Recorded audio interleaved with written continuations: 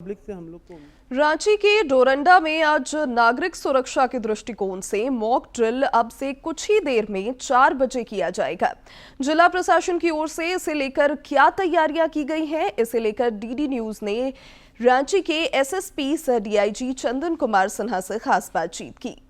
DIG और रांची के SSP Chandan Kumar Sinha ji हमारे साथ बातचीत करने के लिए मौजूद हैं। रांची में आज मॉक ड्रिल हो रहा है। लोगों को पैनिक होने की आवश्यकता नहीं है, क्योंकि जिला प्रशासन और पुलिस प्रशासन की ओर से बाकायदा इंतजाम किए गए हैं ताकि लोग इसको लेकर डरे नहीं। और जो स्थिति है बेसिकली एक सिविल डिफेंस के लिए ये प्रैक्टिस हो रहा है। सर, किस तरीके से इसे जनता को लेना चाहिए? ये जनता को इसको जो है एक जागरूकता के रूप में, एक तैयारी के रूप में लेना चाहिए। ये मॉक ड्रिल असली में आपात स्थिति के लिए होता है, तो जिसमें आपात स्थिति आती है वो एकाएक आती है। तो बहुत बार जो है लोग कन्फ्यूज कर जाते हैं कि ऐसे समय में क्या करना है, सुरक्षा के लिए जान माल की क्षति कम से कम हो। तो उसका अभ्यास बहुत ज़रूरी है और यह अभ्यास बीच बीच में होते रहना चाहिए। सिविल डिफेंस का ये एक एसओपी बना हुआ है, किस तरीके से ड्रिल करना है, उस एसओपी के तहत ही हम लोग आज ड्रिल कराएंगे। आज हम लोगों ने वो एरिया डिस्क्लोज कर दिया है ताकि लोगों को कोई कन्फ्यूजन ना हो और कोई भगदड़ की स्थिति न मचे। पर वस्तुतः जब ये सही स्थिति आती है तो उसमें पहले से सूचना दे जाना संभव नहीं है। लेकिन आज हम लोग एक एरिया डोरंडा को सेलेक्ट किए हैं। यह पब्लिक को न्यूज़पेपर के थ्रू, मीडिया के थ्रू बता भी दिया गया है और यह अभ्यास डोरंडा में शुरू होगा और अल्टीमेटली हम लोग पूरे शहर के लिए भी ये अभ्यास एक बार आयोजित करेंगे। जो मॉक ड्रिल का मेन कंपोनेंट है वह कंपोनेंट है पहला कि अगर कहीं पर कोई अटैक हो गया है या कोई इमरजेंसी सिचुएशन अराइज कर गई है तो उस एरिया से जो फंसे हुए लोग हैं उनको इवैक्यूएट करना। अगर वो घायल हैं तो उन्हें हॉस्पिटल तक पहुंचाना, अगर वो घायल नहीं है तो उनके घरों तक सेफली पहुंचाना। उस एरिया को जो ट्रैफिक है उसको डाइवर्ट करना ताकि फर्दर कोई कैजुअल्टी ना हो। और इसके अलावा ब्लैकआउट करना ताकि जो है दुश्मन को हमारे ठिकाने के बारे में नहीं के बराबर पता चले। तो ब्लैकआउट का टाइम 4 से 7 बजे तक रखा गया है।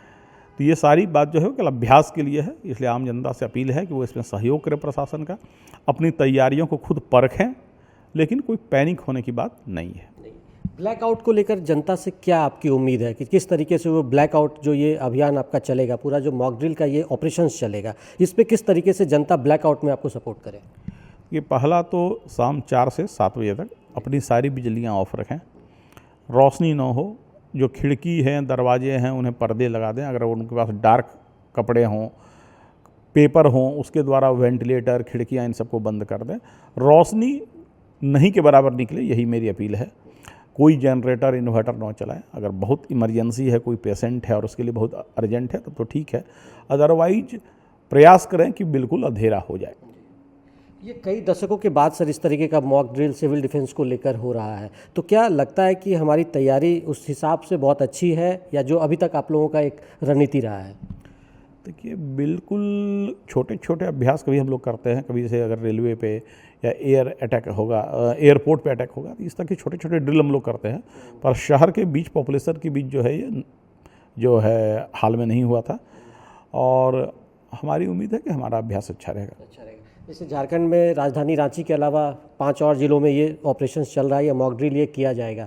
आम लोग इसमें जिस तरीके से एक मीडिया के जरिए या एक जो कहते हैं भ्रम भी फैला हुआ है लोगों के मन में कि कुछ हो सकता है पाकिस्तान की तरफ से कुछ हो जाए, तो लोगों के मन में ये भ्रम नहीं हो, या ये सायरन को वो किस तरीके से समझें कि ये मॉक ड्रिल की एक जो स्थिति है ये चेतावनी की स्थिति नहीं है, बस ये आपके लिए एक प्रिकॉशनरी इंतजाम किए जा रहे हैं। ये अभ्यास है जी। और ये जो सायरन बजेगा वो अभ्यास के लिए बजेगा। यह कोई रियल सिचुएशन नहीं है, इसलिए डरने की बात नहीं है। और इसलिए हम लोग जो है मीडिया से और अपना हमारे जो पीआरडी हैं, इसके अलावा हम लोग जो है माइक सिस्टम के द्वारा आम जनता में प्रचार प्रसार भी कर रहे हैं कि घबराने की बात नहीं है। यह रियल सिचुएशन नहीं है, यह केवल एक अभ्यास है, लेकिन अभ्यास सीरियसली हो ताकि अगर कोई आपात स्थिति आए तो हम लोग उसमें बेहतर रिस्पॉन्ड कर पाए।